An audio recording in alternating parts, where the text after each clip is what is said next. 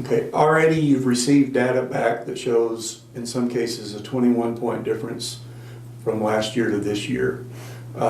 What's going on? How did you do, how are you making this happen at Fannin?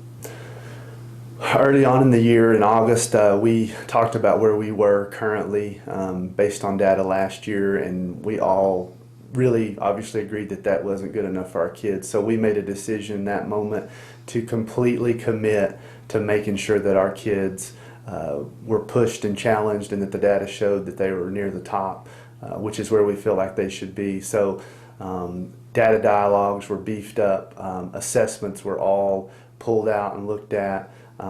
Really just a constant focus on preparing our kids to be successful on STAR test, using data in new and creative ways, but more than anything, just a complete focus. Every conversation every 3 weeks is around the data for the assessment, the how does that relate to STAR, growth, which kids are not, and then intense intervention based on that data. So just very intentional with data assessment, completely following up in that 3-week cycle every time we took an assessment. So how did you create a sense of urgency?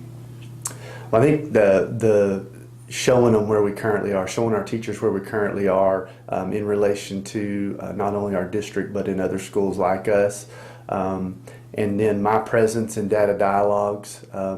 Pretty much every data dialogue in every subject I've been in, unless I've been off campus, and just constantly reminding them where we were, what is your goal, and where are we at right now, and then the most important part is the action. What are we going to do now? And then coming back, and that happens every 3 weeks because we assess every 3 weeks. It's just a constant focus on where are we going, what do we need to do to get there, and just that presence.